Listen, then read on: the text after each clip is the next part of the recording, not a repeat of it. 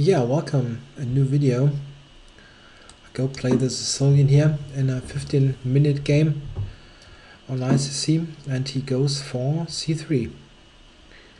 Yeah, always slightly annoying move. You're looking forward to your open Sicilian of choice, and then opponent goes for c3 and yeah, just doesn't let you play your knight or for dragon or whatever you intended.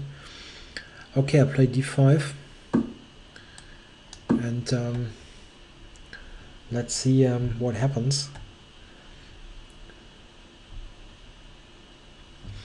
Yeah, d5 is one of the two most principled responses, knight f6 and d5. And yeah, black immediately gets room for his pieces.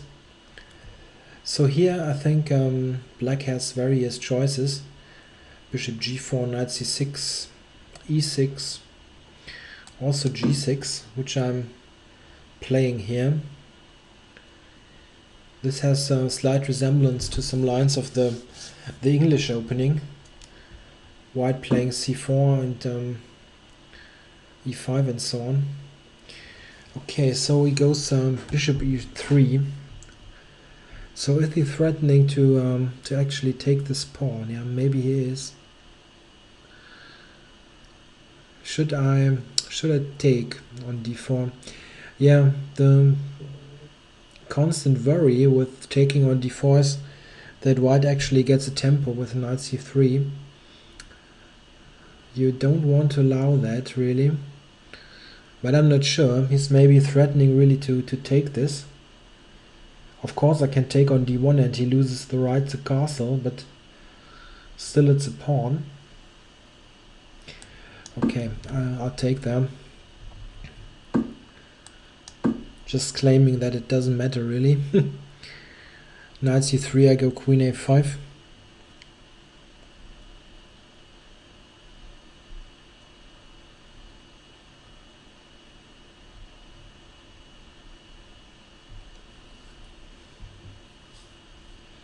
Yeah, it's a bit of a concession, maybe not the best move.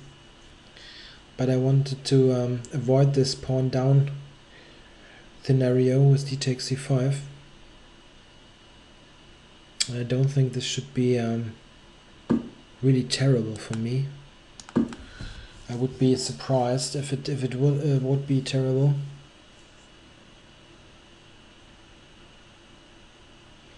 If he allows me to just castle and play, I don't know, rook d8, knight c6. Okay, so an active bishop development here.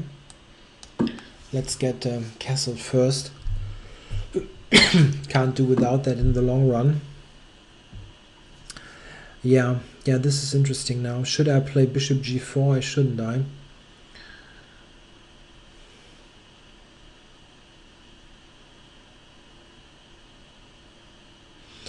Bishop g4, maybe surrendering the bishop pair after h3 I need to take, really.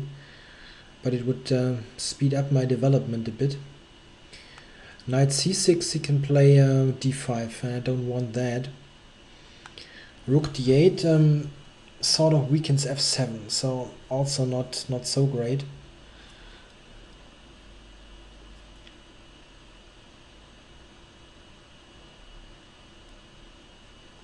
Alright, I'll play this bishop g4 stuff. Yeah, come on. Yeah, I'm not quite sure. Otherwise, I think I have development issues.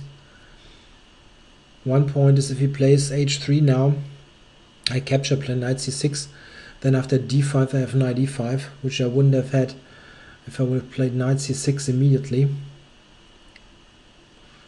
But white certainly has a fine position here. It looks like a rather normal isolated pawn position, where white has got the bishop pair and good active pieces.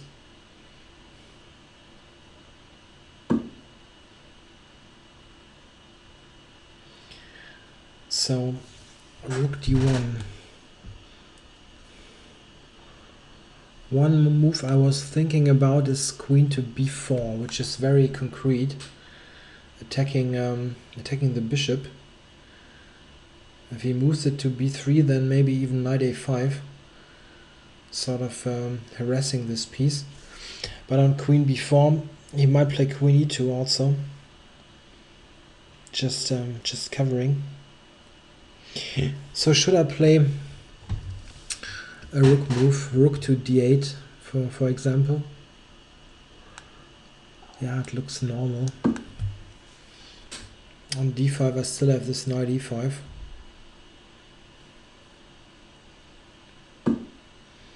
Yeah, this is also quite normal looking move. Stopping this queen b4 idea. So how to continue here? It's really not so easy. Okay, let's say. Okay, let's play simple chess here. My point of attack is d4. So what about the simple move knight e8, attacking this pawn? And also maybe intending knight d6 with tempo and knight f5, sort of piling up on the d pawn. Doesn't look too bad. b4, I think I can just grab a3. e5, knight e5, d5, knight e5. Okay, so let's go for this. I'm also just attacking d4 now. I hope it is really hanging. I'm not 100% sure. Maybe white has got some trick here. Another idea would have been the move e6 to prepare knight e7 to d5, sort of just blockading the pawn. But very often it's this blockading strategy is nice, but somewhat passive. So you're just blockading the pawn, but you're not actually attacking it. And quite often it is more effective to just attack the weakness.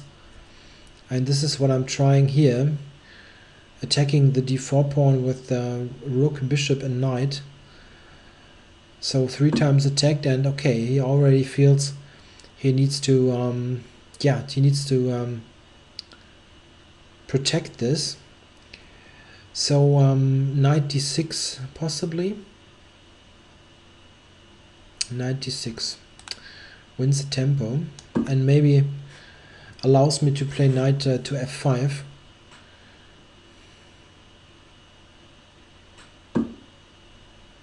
Okay, he retreated to b3, which is, I don't know, knight f5. I've got lots of pieces attacking the pawn. How does he actually cover it? And knight takes e3 is also sort of a half threat. Not it's not like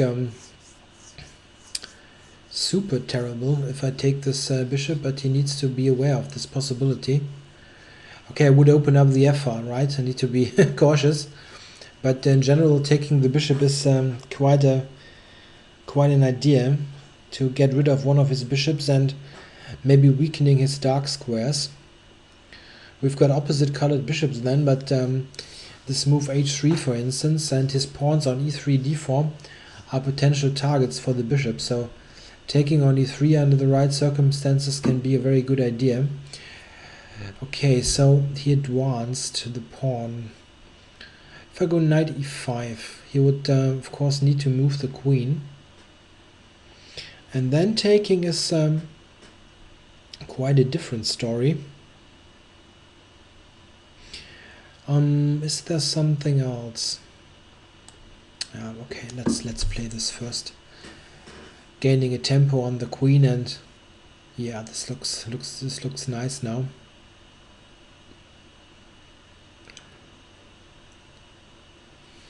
Looks like a pretty harmonious position. Yeah, here was actually also thinking about knight d6, winning this tempo again, and maybe intending knight to c4 would also be worth to consider. But wait. This isn't his piece position somewhat weird here? Queen b5. What about queen b5? Queen b5 just attacks the bishop on b3 and the knight on e2. How does he protect both?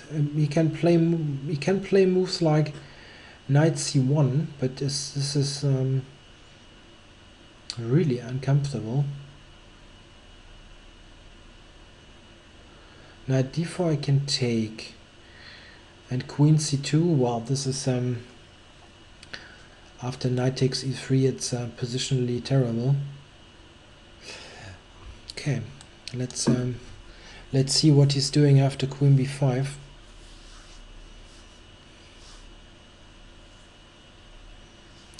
Maybe he needs to play some somewhat cramped move here that he doesn't want to play really.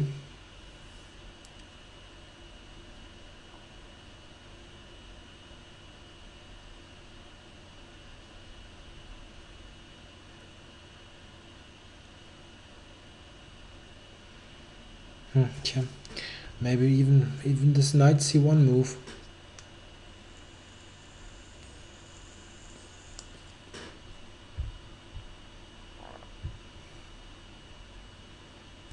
Yeah, I don't really see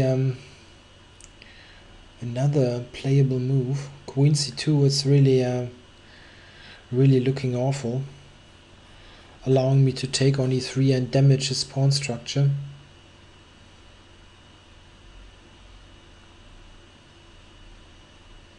Yeah, but of course knight c1 is also not a move that you love to play.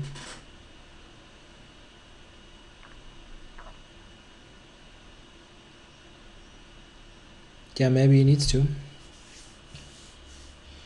Otherwise I'll just grab material here.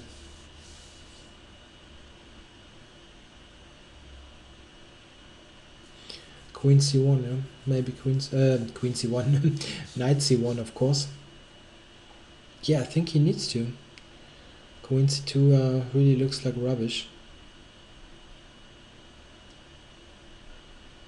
The problem is after queen c2 I take e3 and he needs to retake of course, and then I've got a monster knight on e5, great bishop on g7, and this pawns e3 and d5 are just weak. He needs to worry constantly about those pieces.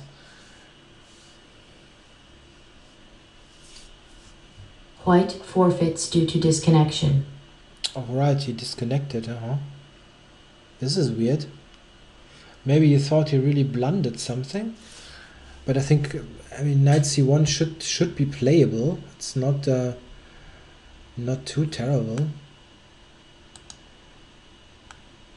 Let's just check this quickly. Yeah, computer gives me a slight advantage. Yeah, it's nothing more, I guess. Let's say here, and then yeah. Also rook c8 is a move. Rook c8 is a nice move. Intending to take here and expose expose this bishop here. It's only protected by the knight. So maybe what the computer actually... this move. Yeah, computer move. Yeah, this is good. I didn't see this really. Okay, I take, he takes, and then he counter attacks my knight, and this should be okay. And I can take here and play sort of normal move here, like this. and I can try to play on the d5 pawn, of course, but this is nothing special. White is okay. Yeah, maybe, I don't know, maybe he disconnected really, yeah, technically, and not as a poor form of resigning. Alright, I think as short as it was quite interesting too. I think this was quite a good idea, attacking this pawn, and this looks nice for me. Actually, in this position, queen b5 would have been interesting. I only had the idea later, but also here would be interesting. How does he protect the bishop? Cool idea.